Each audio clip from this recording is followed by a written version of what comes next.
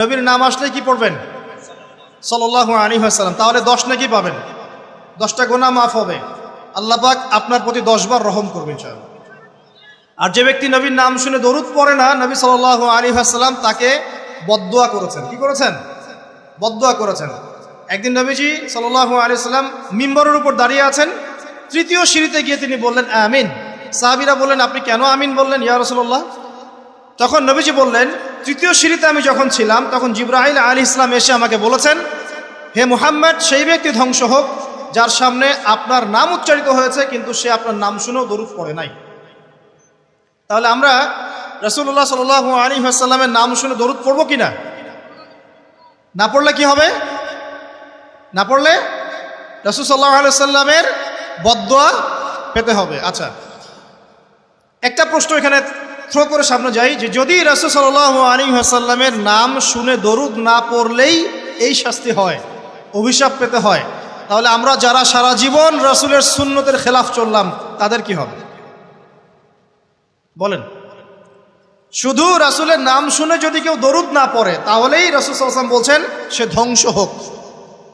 তাহলে যে ব্যক্তি সারা জীবন, আমরা এখন দাড়ি রাখতে পারলাম না, সুন্নতি লেবাস চিনলাম না, টাকটুর উপরে কাপড় ওঠাতে পারলাম না, আমরা রাসূলের মতো সুন্নত পদ্ধতিতে নামাজ পড়তে পারলাম না, কোরআন তেলাওয়াত করা শিখলাম না, তাসবিহ তাহলিল করতে পারলাম না, পর্দা করলাম না, রাসূলের আদর্শ নিজের ভিতরে ধারণ করলাম না, পরিবারে রাসূলের আদর্শ প্রতিষ্ঠা করলাম না, সমাজে প্রতিষ্ঠার কোনো চেষ্টা করলাম না, রাষ্ট্রে প্রতিষ্ঠার কোনো চেষ্টা করলাম না, আমাদের কি হবে? এটা বোঝার জন্য কি পিএইচডি ডিগ্রি করার দরকার আছে? বুঝতে পারছি না কি হবে। যেমন একটা আয়াত আছে কোরআনে, সূরা বাকারার 279 থেকে 84 পর্যন্ত দেখবেন। একটা আয়াতে আল্লাহ পাক বলছেন, ইয়া আইয়ুহাল্লাযীনা আমানু, হে মুমিনগণ। মুমিন কারা? আমরা তো মুমিন নাকি? মুমিন কারা? কি আমরা মুমিন না? কনফিউশন আছে? মুমিন কারা? যারা 6টা পিলারে বিশ্বাস করে। কয়টা পিলার? 1 নম্বর আল্লাহ বিশ্বাস করে না দেখেই। 2 নম্বর আল্লাহ পাকের ফেরেশতা মণ্ডলীর প্রতি বিশ্বাস করে না দেখেই। 3 নম্বর আল্লাহ পাকের সমস্ত আসমানি কিতাবে বিশ্বাস করে না দেখেই। 4 নম্বর আল্লাহ পাকের প্রেরিত রাসূলগণের প্রতি বিশ্বাস করে না দেখেই। আমরা কি নবীজিকে দেখেছি? দেখি নাই। সাহাবীরা দেখেছেন।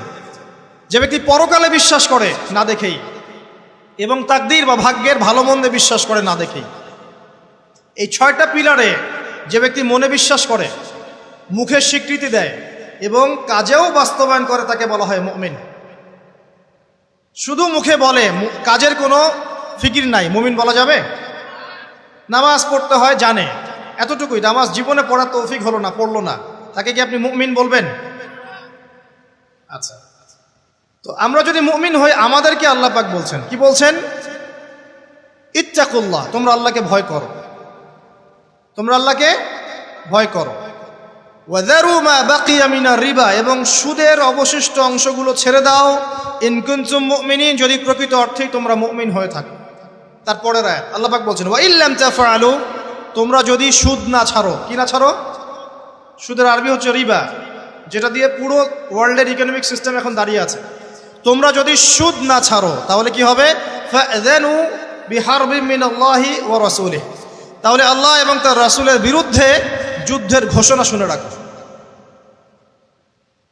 এখন আমাকে বলেন, মুমিন ব্যক্তি যদি, মুমিন হোক আর কাফের হোক আর যেই হোক, সে যদি আল্লাহ এবং তার রাসূলের সাথে যুদ্ধ করে, সে কি পরকালে নাজাত পাবে? মুসলিম হয়ে কালিমা পড়ে সুদ খেয়ে যদি আল্লাহ এবং তার রাসূলের সাথে যুদ্ধ করে, সে কি কবরে প্রশ্নের উত্তর দিতে পারবে? সে হাউজে কাউসারের পানি পাবে? সে নবী সাল্লাল্লাহু আলাইহি ওয়াসাল্লামের সুপারিশ পাবে? এতটুকু বোঝার জন্য কি আমার পিএইচডি করার দরকার আছে? ঠিক একই কথা, যদি আমরা নবীর নাম শুনে দরুদই না পড়লাম তাহলেই ধ্বংসের কথা বলা হচ্ছে।